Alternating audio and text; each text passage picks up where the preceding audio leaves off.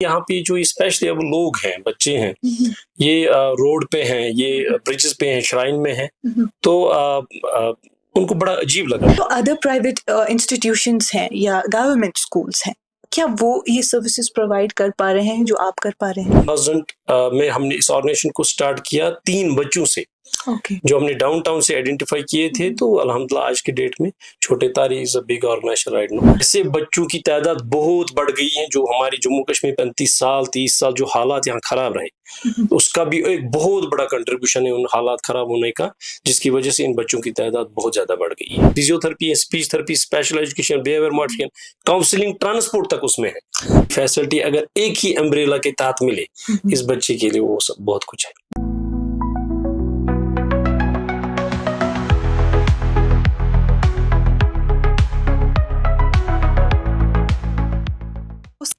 ये है talk and talk और मैं हूं आपकी होस्ट उमायमा ऋषि। आप सब नाजरीन का एक बार फिर से इस्तकबाल है। कश्मीर लाइव स्टूडियो के जरिए हम आप तक पहुंचा रहे हैं ये सीरीज जो कि निजी तालीम यानी प्राइवेट एजुकेशन पर मबनी है। और आज हमारे साथ जुड़े हुए हैं मिस्टर अर्जुमंद मखदूमी साहब, जो कि फाउंडर प्रेसिडेंट है छोटे तारे फाउंडेशन के।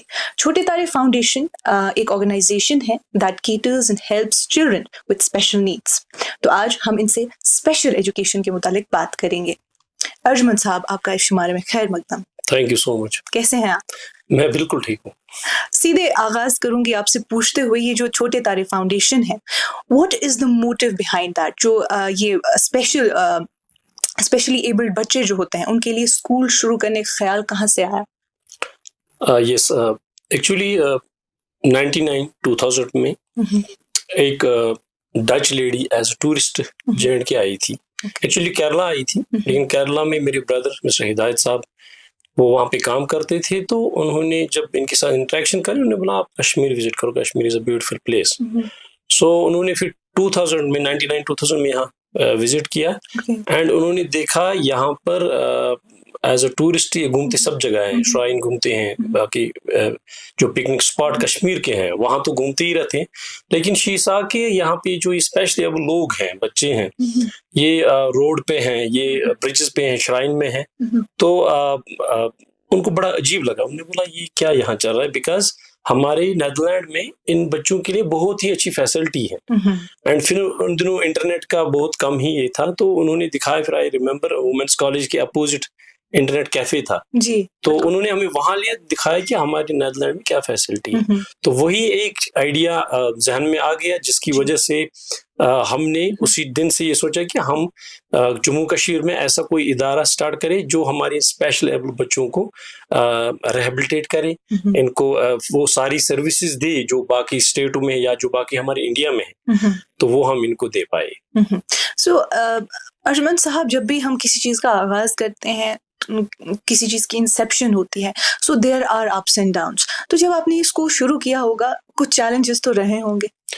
चैलेंज नहीं, बहुत चैलेंजेस रहे, बिकॉज यहाँ की जो सिचुएशन, यहाँ की जो हालात थे एट दैट टाइम, एनजीओ यहाँ पे रन करना इट्स वेरी डिफिकल्ट। पहला चैलेंज वही था। वो चैलेंज में आपको ऐसे एक्सप्लेन करूंगा। Was this the first one, first school? Yes, in whole J&K, at that time there was only psychiatric hospital which is in Rahnawali. Okay, Imhans. Yes, no, Imhans तो अब SMH में है, recently start हो गया, UNICEF जिसको support करता है, but रहनावाली में हमारा साइकियाट्रिक हॉस्पिटल है जिसको मेंटल हॉस्पिटल कहते हैं। तो बहुत बड़ा चैलेंज था ये, बिकॉज टोटली इनोवेटिव आइडिया हम देना चाहते थे हम अपने लोगों को, तो लेकिन हमने बहुत मेहनत की। मतलब इतना बड़ा चैलेंज था। 2000 में हमने इसको अप्लाई किया, क्योंकि हमारी जो रजिस्ट्रेशन होती है वो होती है इंडस्ट्री एंड कॉमर्स के अंडर, तो वही हमारे रजिस्ट्रार होते हैं। तो हमने अप्लाई 2000 में किया एंड 2006 में this organisation get registered under society registration act. तो अब आप खुद समझ सकते हैं कि कितना टाइम लगा, बिकॉज इसमें प्रोसेस होता है, आपको डीसी को अप्लाई करना पड़ता है, इंडस्ट्री को, एसएसपी श्रीनगर, या अगर आपके मेंबर्स 2-3 डिस्ट्रिक्ट हैं फिर तो आपको 2-3 डिस्ट्रिक्ट में अप्लाई करना पड़ता है। हमारे मेंबर्स उस टाइम श्रीनगर एंड बडगाम के थे, तो 2 डिस्ट्रिक्ट में हमें अप्लाई करना पड़ा एंड अल्हम्दुलिल्लाह 2006 में we get NOC from our police and CID, and 2006 में फिर ये रजिस्टर्ड हो गई ऑर्गेनाइजेशन।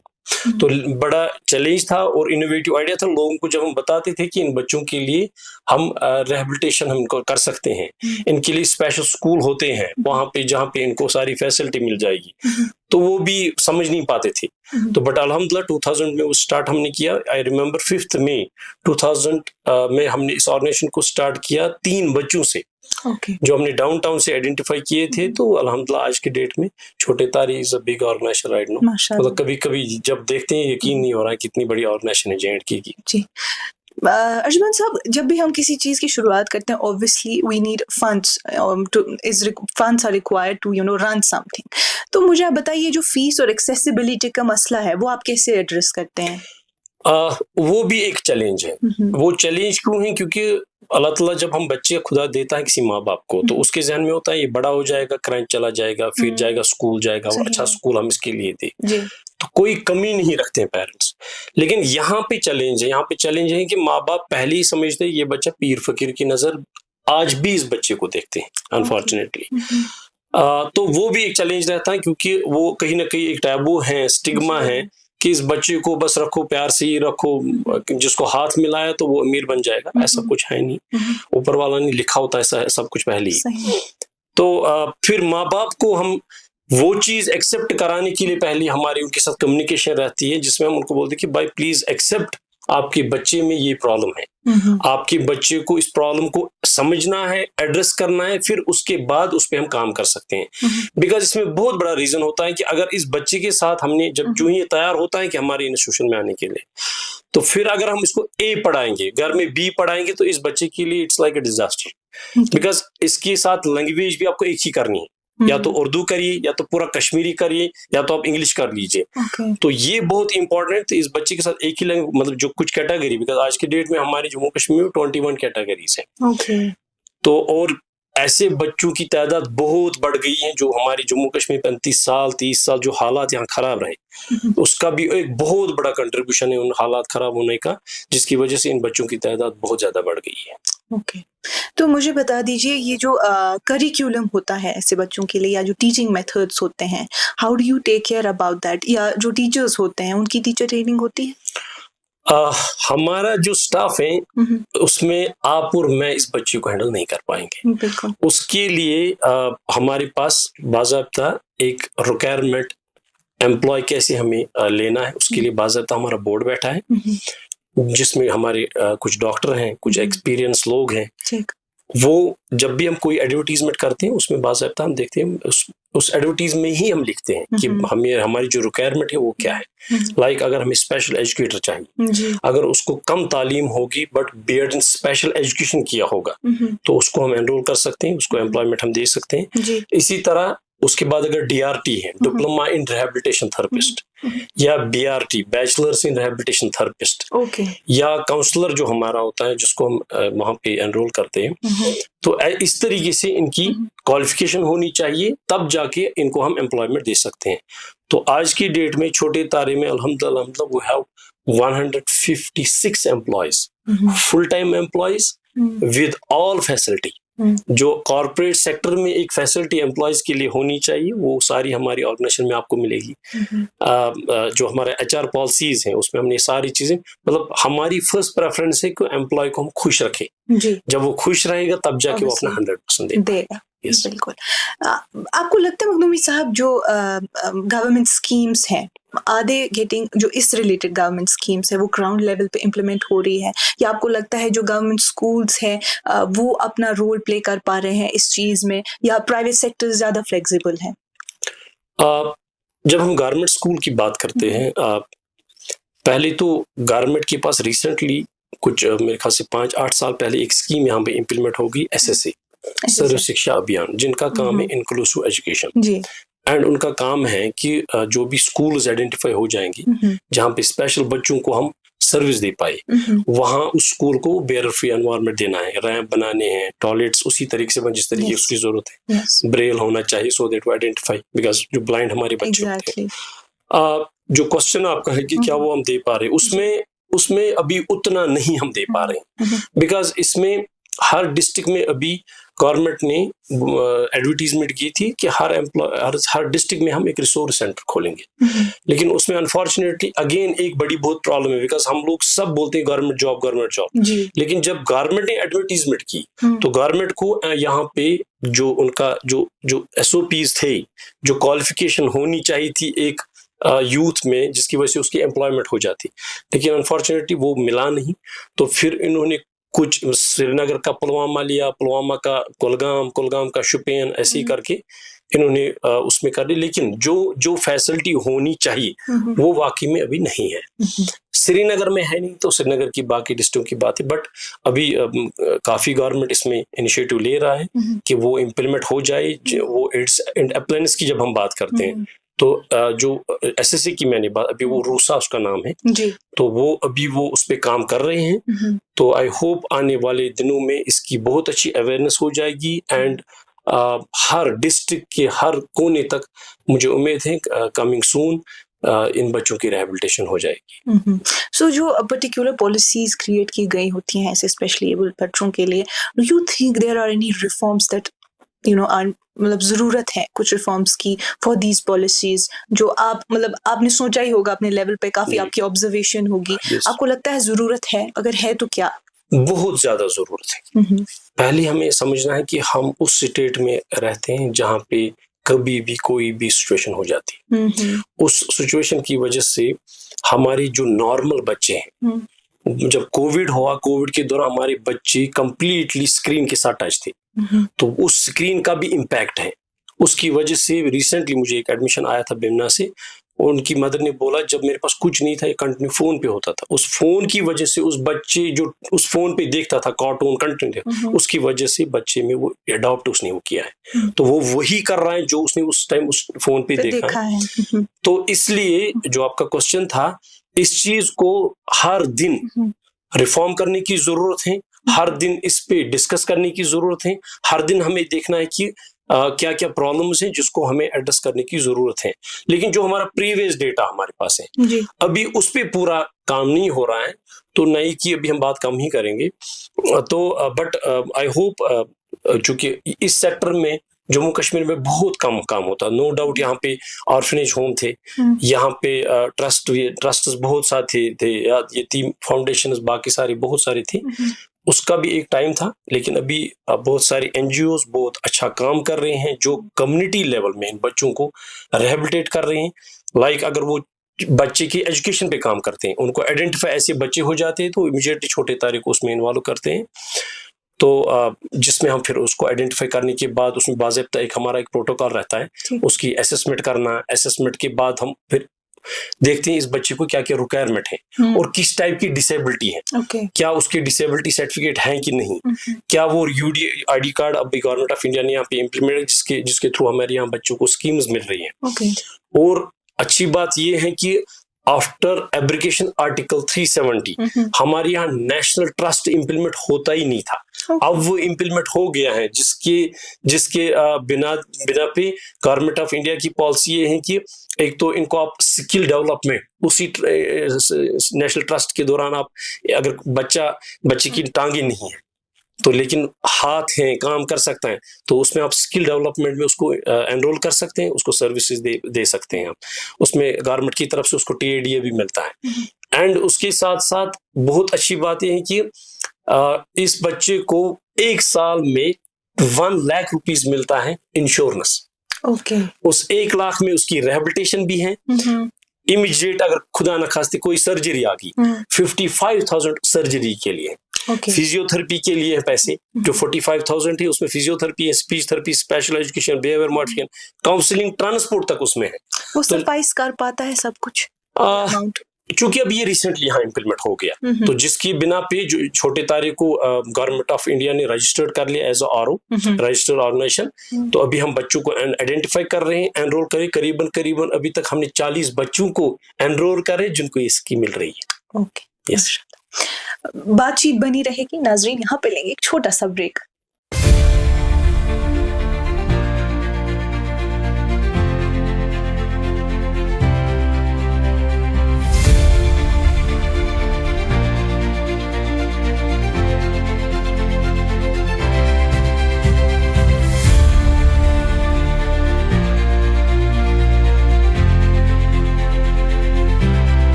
ब्रेक के बाद आप सब नाज़रीन का एक बार फिर से इस्तकबाल है। यहाँ बढ़ेंगे अपनी चॉक एंड टॉक की तरफ एक बार फिर से।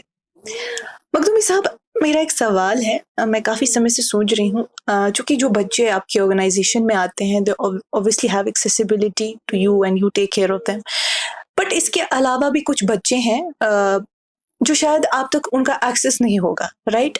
तो जो अदर प्राइवेट इंस्टीट्यूशंस हैं या गवर्नमेंट स्कूल्स हैं, क्या वो ये सर्विसेज प्रोवाइड कर पा रहे हैं जो आप कर पा रहे हैं? जो स्टार्टिंग में हमने बात की थी इंक्लूसिव एजुकेशन की, जी गवर्नमेंट कोशिश कर रही है, लेकिन मैन पावर बहुत कम है जी। और थोड़े नहीं बहुत बच्चे हैं जो ये सर्विसेज नहीं दे पाते। ओके। छोटे तारे जो है वो श्रीनगर में है। हमारे बच्चे, कुछ बच्चे अभी मेरे ख्याल से 10-15 बच्चे ऐसे हैं जो बारामूला, कपवारा, ऊडी, पुलवामा, उन्होंने अब श्रीनगर में रेंटेड रूम लिए हैं इस बच्चे के लिए। लेकिन सबके पास वैसे वसाइल रिसोर्सेज नहीं, बिल्कुल। जो हमारे बाकी गाँव में बच्चे हैं जी और बिल्कुल। कुछ श्रीनगर में भी जो बच्चे हैं जिनको ये सर्विस अभी नहीं मिल रहा है, उसमें कोई शक नहीं है जी। तो बट हम लोग कोशिश कर रहे हैं कि ऑर्गेनाइजेशन इतनी बड़ी, क्योंकि आपने स्टार्टिंग में सवाल, हमारी जो फंडिंग है वो लिमिटेड फंडिंग है जी। हमें लोकल डोनेशन आता है एंड उसके साथ साथ हमें एक ऑर्गेनाइजेशन है जिसका नाम है चाइल्ड नर्चर एंड रिलीफ, जो यूएस बेस पे है। तो वो हमें सपोर्ट इस ऑर्गेनाइजेशन को कर रहे हैं, लेकिन वो भी सफिशिएंट नहीं है, क्योंकि हम चाहते हैं हर डिस्ट्रिक्ट में हम एक रिहेबिलिटेशन सेंटर खोलें, जिस रिहेबिलिटेशन सेंटर में एटलीस्ट पर डे 100 बच्चों की रिहेबिलिटेशन हो, जहाँ पे सारी फैसिलिटी हो, physiotherapist, speech therapist, occupational therapist, special educator, counsellor, ये सारे वहाँ हो, जिनके जैसे छोटे तारे श्रीनगर में सर्विस देते हैं, इसी तरह हम बाकी डिस्ट्रिक्ट में सर्विस दे पाए। ओके, सो यही फ्यूचर है, मतलब आप एक्सपैंड करना चाह रहे हैं अपना छोटे तारे फाउंडेशन? यस एग्जैक्टली, हम चाहते हैं इसको हम काफी एक बड़े मयार पे पहले डिजाइन करें हर डिस्ट्रिक्ट में, जहाँ पे एक पूरी फैसिलिटी हो, जहाँ का एक फ्री स्पेस हो, जहाँ पे इनको मतलब सारी फैसिलिटी हो, जिसमें इस बच्चे को सुबह से शाम तक हम पूरी रिहेबिलिटेशन कर पाए, सो दैट जितनी अच्छी रिहेबिलिटेशन हो जाएगी उतनी इसमें इम्प्रूवमेंट आने की ज्यादा ये ना इम्कान है। ओके, मुझे बात बताइए, ये जो डिजिटल, अगर हम टेक्नोलॉजी के बारे में बात करें तो ये जो डिजिटल टूल्स हैं, डिवाइसेस हैं या असिस्टिव डिवाइसेस हैं, क्या आप तक उनकी एक्सेसिबिलिटी है? एंड आपको क्या लगता है, डू दे हेल्प इन, अगर इस एस्पेक्ट में बात करें, जो स्पेशली एबल बच्चे हैं? हाँ, क्यों नहीं, उसमें से काफी बेनिफिट हमें रहता है। जो टूल्स यूज करने पड़ते हैं या जो इक्विपमेंट, स्पेशल इक्विपमेंट इन बच्चों के लिए, नो डाउट वो काफी कॉस्टली हमें जम्मू कश्मीर में पड़ते हैं, बिकॉज हमें वो देहरादून, मुंबई, बेंगलोर, दिल्ली से मंगाने पड़ते हैं, काफी एक्सपेंसिव पड़ते हैं। बट जब वो मिलते हैं हमें, जो अभी इक्विपमेंट हमारे पास छोटे तारे में है, तो आप वो देखेंगे उसका इम्पैक्ट बहुत ज्यादा है, उसको हम यूज करते हैं और बच्चों में बहुत फर्क आती है। एंड हम कोशिश कर रहे हैं जितने भी लेटेस्ट फर्दर इक्विपमेंट आते हैं डेली बेसिस पे, तो उसको हम मॉनिटर करते हैं, जो हमें लगता है कि नहीं ये यूजफुल हमारे लिए, तो वो हम इमीडिएटली परचेज करके अपने बच्चों को फैसिलिटी देते हैं। तो इस वक्त आपके फाउंडेशन में लगभग कितने बच्चे होंगे? अभी हमारी फाउंडेशन में माशाल्लाह 100 बच्चे हैं। Okay, great. जिसमें से हमारी कुछ बच्चे हैं जो सुबह शाम आते हैं फॉलो अप के लिए। मॉर्निंग में वो आ जाते हैं 1-2 घंटे, शाम को फिर 3-3:30 के बजे, बिकॉज हमने उनको एनरोल किया है प्राइवेट एंड गवर्नमेंट स्कूल्स में। तो वो हमारी बहुत बड़ी सक्सेस स्टोरी है। हमारे कुछ बच्चे हैं जो दिल्ली पब्लिक स्कूल में उनका एडमिशन हो गया है, क्योंकि जम्मू कश्मीर में जब हम इंक्लूसिव की बात करते हैं, आई थिंक खाली दिल्ली पब्लिक स्कूल है जो दर साहब चलाते हैं, वहां पे उन्होंने रखा है इन बच्चों के लिए फैसिलिटी। बाकी अभी गवर्नमेंट प्राइवेट स्कूल में उतनी फैसिलिटीज नहीं है, हालांकि स्कूल हमारे यहाँ बहुत बड़े हैं, काफी नाम है, जहाँ से बच्चे बड़े बड़े डॉक्टर, बड़े बड़े doctor, engineer, IAS, KAS, KPS निकल के आए, लेकिन अभी ये फैसिलिटी वहाँ कहीं ना कहीं नहीं है। आई होप आने वाले समय में, क्योंकि बच्चा तो बच्चा होता है, तो हमें सब लोगों को मिल के कोशिश करनी चाहिए कि एटलीस्ट एक क्लास इनके लिए स्टार्ट करें जहाँ 10-15 बच्चे ही कैटर हो जाए, क्योंकि माँ बाप की उम्मीदें बहुत सारी होती हैं, तो घूमते फिरते हैं वो डॉक्टरों के पास, सेंटर्स के पास, लेकिन पूरी फैसिलिटी अगर एक ही अम्ब्रेला के तहत मिले इस बच्चे के लिए, वो सब बहुत कुछ है। बिल्कुल एक सवाब का काम भी है।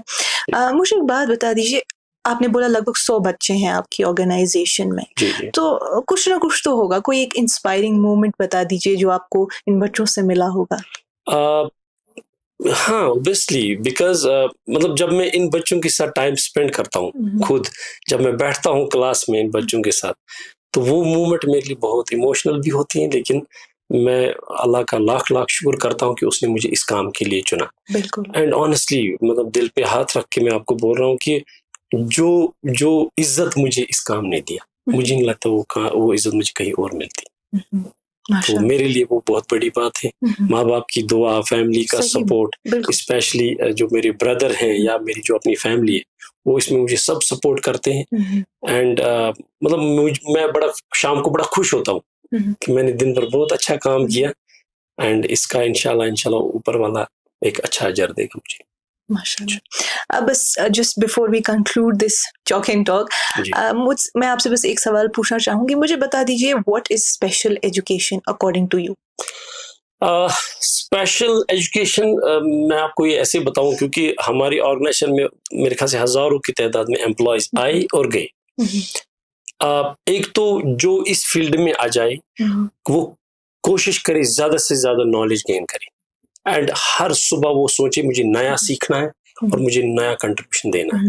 वन नंबर टू, इस सोशल वर्क में बिकॉज ये खदमत खलक है, इसमें कभी उसको ये नहीं सोचना है कि मैं पैसे कमाना चाहता हूँ या कमाना चाहती हूँ, क्योंकि मेरा इसमें बड़ा एक्सपीरियंस रहा। आप अगर काबिल है, मैं आपको गारंटी दूंगा आपको दुनिया का कोई भी कोना ढूंढ के लाएगा और आपको उसको आप ही चाहिए और आप ही चाहिए बिकॉज आप में वो काबिलियत है। Exactly. तो वो मेरा एक मैसेज भी रहेगा ऐसे लोगों के लिए जो अभी पढ़ाई कर रहे हैं इस चीज के लिए या जो अभी प्लान कर रहे हैं पढ़ाई के या जो ऑलरेडी सर्विसेज देते हैं।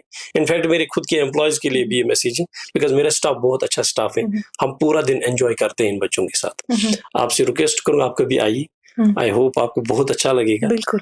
तो मुझे होप ये है कि आप जब निकलेंगे आपको खुद की अहमियत आएगी बिकॉज अल्लाह ने हमें सब कुछ दिया है। तो अगर सब कुछ देने के बाद भी हम इन बच्चों के लिए कुछ ना कर पाए तो मैं आई बिलीव कि हम लोग डिसेबल हैं। तो ये मेरी लास्ट मैसेज रहेगी and I request you please have a visit. इंशाल्लाह I will for sure. Makhdoomi साहब, आपका बहुत बहुत शुक्रिया, आप यहाँ आए, आपने स्पेशल एजुकेशन के रिगार्डिंग हमसे बात की। आप बहुत सवाब का काम कर रहे हैं, अल्लाह ताला आपको इसका अजर दे। Thank you so much once again. नाज़रीन, इस पूरे कॉन्वर्सेशन से मुझे एक क्रक्स मिला, वो ये है कि अल्लाह ताला ने आपको जिस काम के लिए यहाँ भेजा है, you are bound to do that. मिलते हैं बाकी टॉक्स में। आज की चॉक एंड टॉक में इतना ही। बाकी मजीद मालूमात के लिए बने रहिए कश्मीर लाइव के साथ।